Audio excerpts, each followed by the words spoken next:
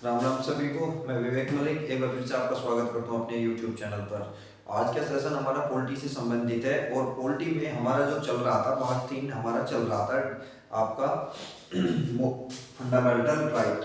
चलिए स्टार्ट करते हैं फिर आज का सेशन। और आज हम पढ़ेंगे फंडामेंटल राइट के अंतर्गत, मौलिक अधिकार के अंतर्गत। तो आज के टॉपिक का नाम है आपका मौलिक अधिकार, जो आपके दिए गए हैं आर्टिकल 12 से 35 तक। और इसके अंतर्गत आज की क्लास हमारी संबंधित होगी आर्टिकल 12 से। तो आर्टिकल 12 क्या कहता है, या आर्टिकल 12 में दी गई है आपकी राज्य की परिभाषा।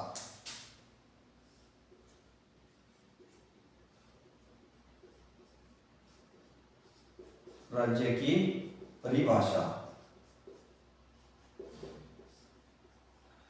तो राज्य की परिभाषा के अंतर्गत क्या होती है, 4 मूलभूत तत्व होते हैं राज्य के।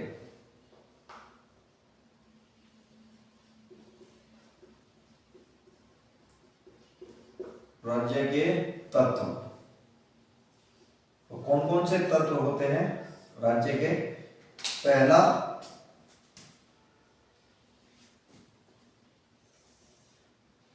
राज्य के अंतर्गत आता है आपका संसद एवं भारत सरकार।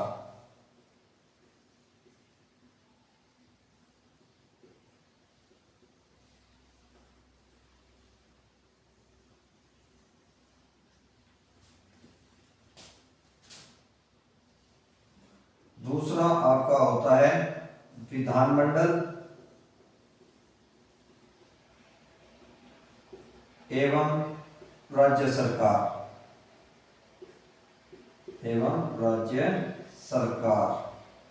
वहीं अगर बात करें, तीसरा जो होता है स्थानीय निकाय।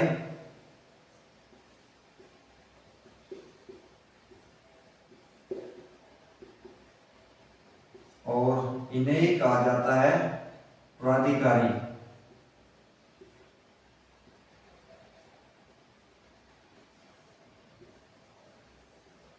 और चौथा डिवाइडेशन जो होगा राज्य के तत्व के बारे में, अन्य प्राधिकारी।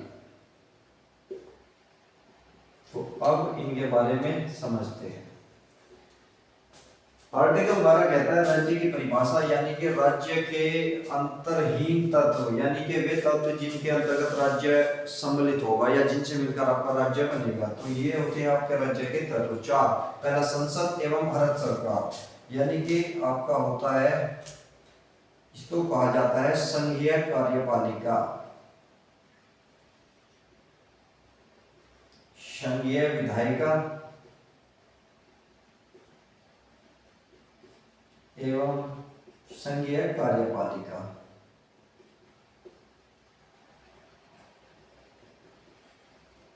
केंद्र के अंतर्गत सभी, यानी कि वो संसद हो जाएगी, लोकसभा, राज्यसभा, राष्ट्रपति और जो भी मतलब प्रधानमंत्री। संघीय कार्यपालिका में अगर विधायिका में बात करें, प्रधानमंत्री, विपक्ष, ये मंत्री, ये सब मिलकर क्या होते हैं, ये संघीय कार्यपालिका निर्माण करते हैं। यानी कि लोकसभा, राज्यसभा को मिलाकर पूर्ण रूप से राष्ट्रपति को मिला लीजिए, केंद्र के कर्मचारी मिला लीजिए, केंद्र का विभाग मिला लीजिए, कोई भी सब प्रकार का संघीय कार्यपालिका में सम्मिलित होगा।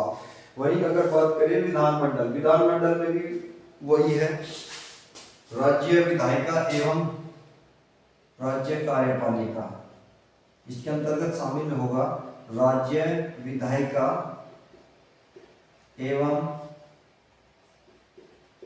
राज्य कार्यपालिका।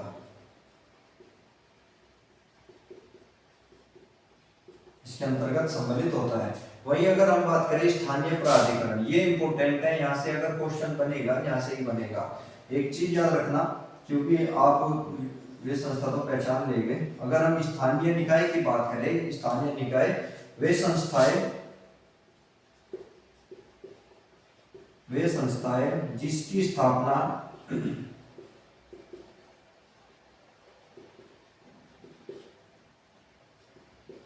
संसद की विधि उपविधि सूचना अधिसूचना एवं अध्यादेश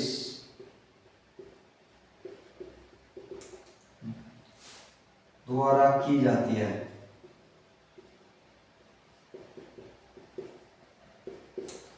यानी कि क्या होता है स्थानीय निकाय, स्थानीय निकाय के अंतर्गत वे संस्थाएं शामिल की जाती है जो संसद की विधि द्वारा बनी हो, उपविधि द्वारा बनी हो, सूचना अधिसूचना अध्यादेश, यानी कि जितनी भी संसदीय प्रणाली या प्रक्रिया होती है उसके द्वारा कोई भी संस्था का गठन करना आपका स्थानीय प्राधिकरण के अंतर्गत आता है। एग्जाम्पल के तौर पर आप समझ जाएंगे इसके अंतर्गत, एग्जाम्पल के तौर यहाँ पर होता है 73वां संविधान संशोधन। इसके द्वारा क्या जोड़ा गया था, इसके द्वारा जोड़ी गई थी ग्राम पंचायत जो आपकी स्थानीय प्राधिकरण के अंतर्गत आती है,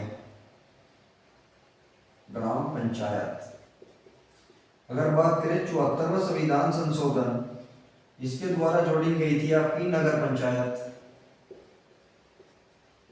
और अगर बात करें 97वां संविधान संशोधन, इसके द्वारा जोड़ी गई थी सहकारी समितियां।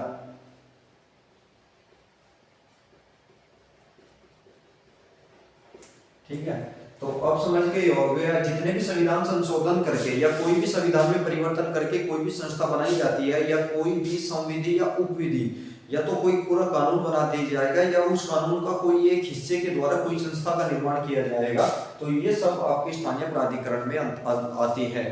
अगर हम बात करें अन्य प्राधिकारी के बारे में, अन्य प्राधिकारी, तो अन्य प्राधिकारी के बारे में एक चीज याद रखना, वे संस्थाएं जिसकी स्थापना संविधि के द्वारा की जाती है।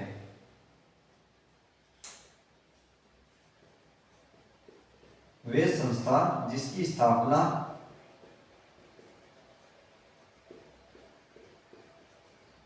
संसद की संविधि द्वारा की जाती है।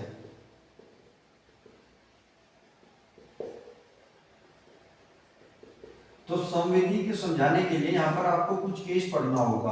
अन्य प्राधिकारी के क्या होता है, अन्य प्राधिकारी के अंतर्गत कोई भी विशेष डेफिनेशन नहीं होती। यहाँ पर आप सुप्रीम कोर्ट के निर्णयों के आधार पर ही इसकी प्राधिकारी शब्द की यहाँ पर व्याख्या करते हैं, अन्य प्राधिकारी शब्द की। तो अगर यहाँ पर केस की बात करें, आपको केस पढ़ना होगा और वो केस होगा आपका रमन्ना शेट्टी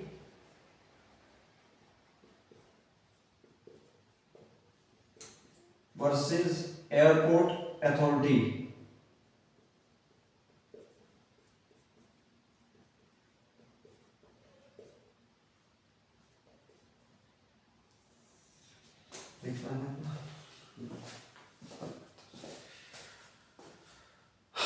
यहाँ पर केस आता है आपका Ramanna Shetty versus airport authority, ये केस यहाँ पर आता है। तो अगर हम बात करें रमन्ना शेट्टी एवं एयरपोर्ट अथॉरिटी, ये जो केस था इसमें जो रमन्ना शेट्टी थी ये एयरपोर्ट अथॉरिटी के पास बैठी हुई थी। इनकी फ्लाइट क्या होती है, डिले हो जाती है। तो ये क्या होती है, ये कोर्ट पहुंच जाती है, इनके डिले होने की वजह से इनका काफी नुकसान होता है फ्लाइट के। तो ये पहुंच जाती है सुप्रीम कोर्ट में और ये चैलेंज करती है कि आपने मेरे मौलिक अधिकारों का हनन किया है, यानी कि आपने मेरे समय को खराब किया है, जिसके द्वारा मुझे आर्थिक भी नुकसान हुआ, कितना भी, यानी कि आपको मौलिक अधिकारों के हनन के मामले में पहुंच जाती है। तो इसमें क्या होता है, अन्य प्राधिकारी के अंतर्गत जो एयरपोर्ट अथॉरिटी होती है वो सुप्रीम कोर्ट में दलील पेश करती है कि सर हम तो प्राइवेट संस्था है, यानी कि हम प्राइवेट सेक्टर में आते हैं, हम राज्य के अंतर्गत नहीं आते, तो इस प्रकार हमारे खिलाफ इसका मुकदमा नहीं चल सकता। तो अगर यहाँ पर बात करें व्याख्या सुप्रीम कोर्ट के द्वारा यहाँ पर की गई, तो वो व्याख्या क्या क्या थी, सुप्रीम कोर्ट ने यहाँ पर व्याख्या दी। उन्होंने कहा कि यदि किसी संस्था का वित्तीय स्रोत, यदि किसी संस्था का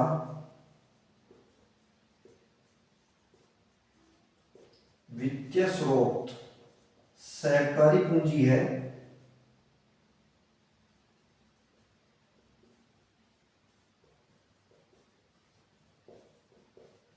तो वह राज्य का हिस्सा होगा।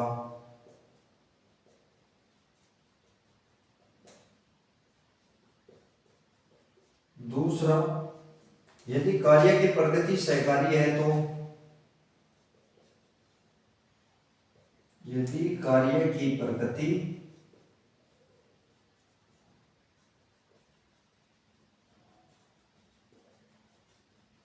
तो वह भी राज्य का हिस्सा होगा।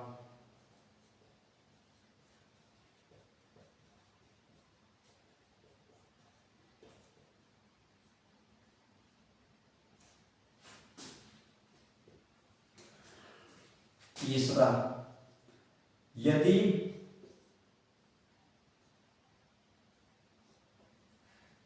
कार्य की प्रगति भी सहकारी होगी, यदि किसी राज्य, यदि किसी राज्य के विभाग द्वारा, इस प्रकार लिखिए, यदि राज्य के किसी विभाग द्वारा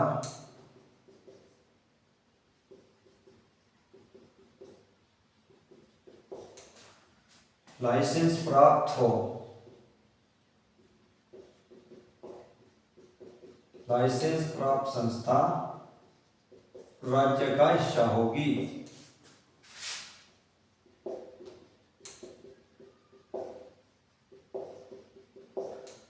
चौथा, यदि संस्था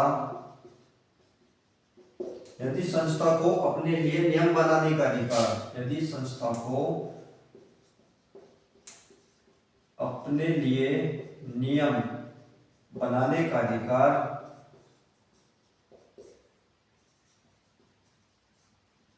संसद द्वारा प्राप्त है,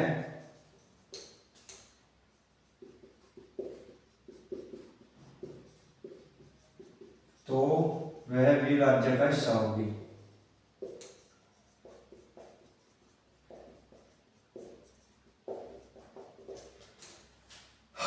यानी कि वित्तीय स्रोत, यानी जिसमें सरकार अपनी पूंजी देती है या जो सी संस्था सरकार की पूंजी द्वारा पोषित होती है, तो वो भी राज्य का हिस्सा होगी। दूसरा, ऐसी प्राइवेट संस्था जिनके द्वारा सरकारी कार्य किए जाते हैं या सरकारी प्रगति के कार्य किए जाते हैं, वो भी राज्य का हिस्सा होगी। या ऐसा प्राइवेट संस्था जो सरकारी विभाग द्वारा लाइसेंस प्राप्त करते हैं, तो वे भी राज्य का हिस्सा होंगे। और अपने लिए नियम बनाने का, ऐसी अधिनियम जो अपने लिए नियम बना सके और ये शक्ति उसको संसद देती है, तो वो भी राज्य का हिस्सा होंगे। तो एक केस तो ये हो गया। और दूसरा यहाँ पर इंपोर्टेंट केस आता है आपका, अगर हम अगले केस की बात करें, केस नंबर 2, तो यहाँ पर जो निकल कर आता है केस, यहाँ पर लिख लीजिए केस। ये केस होता है सुप्रीम कोर्ट से संबंधित, और नरेश बनाम महाराष्ट्र राज्य। अब हुआ क्या, नरेश बनाम महाराष्ट्र राज्य, ये जो है नरेश जो है पहुंच जाते हैं कहां पर, दिखता नहीं, थोड़ा घुमा दो सर।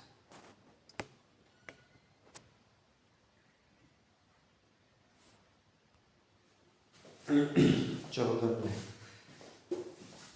तो अगला जो केस है वो है आपका नरेश वर्सेस महाराष्ट्र राज्य।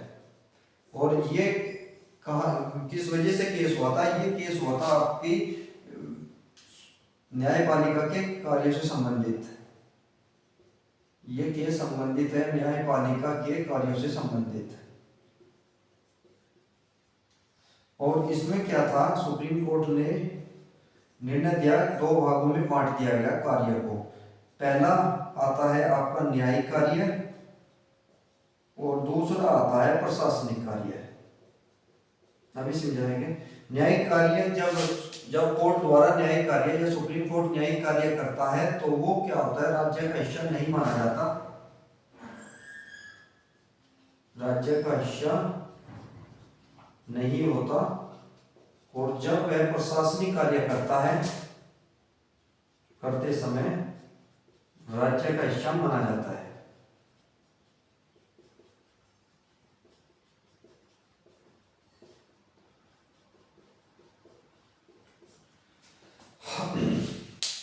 तो नरेश वर्षी महाराष्ट्र राज्य क्या केस क्या था, ये क्या थे, ये सुप्रीम कोर्ट में जाते हैं और कहते हैं कि सरकार कोर्ट के द्वारा हमें जो सजा मिलती है, क्योंकि कोर्ट राज्य का हिस्सा है इसलिए हमें सजा नहीं देनी चाहिए, इससे हमारे मौलिक अधिकार उल्लंघन होते हैं। यानी कि अगर हमें बंद भी कर दिया जाता है तो वो हमारी स्वतंत्रता का हनन है।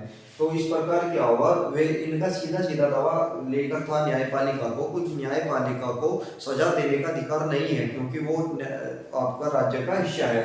तो यहाँ पर जो सुप्रीम कोर्ट ने यहाँ पर व्याख्या की न्यायपालिका के बारे में या अपने बारे में, जब न्यायपालिका न्याय कार्य करती है यानी कि सही व गलत का निर्णय देगी तो वो राज्य का हिस्सा नहीं मानी जाएगी, यानी कि राज्य के अधिकार से वो पूर्णतः बाहर होगी। वहीं प्रशासनिक कार्य क्या होते हैं, क्योंकि न्यायपालिका के पास अपने लिए नियम बनाने का अधिकार है, नियुक्ति का अधिकार है, कर्मचारी का वेतन भत्ते का, तो इस प्रकार का जितने भी प्रशासनिक कार्य है या गाइडलाइन जारी करने का, जैसे सुप्रीम कोर्ट ने जारी की थी विशाखा गाइडलाइन, तो इस प्रकार की गाइडलाइन जब जारी किया जाता है तो वो होता क्या है, उसके अंतर्गत वो राज्य का हिस्सा माने जाएंगे, यानी कि प्रशासनिक कार्य के करते समय वह राज्य का हिस्सा होगा, अन्यथा न्यायिक कार्य में वह राज्य का हिस्सा नहीं माना जाएगा। तो ठीक है, आर्टिकल 12 आपका पूरा हो गया।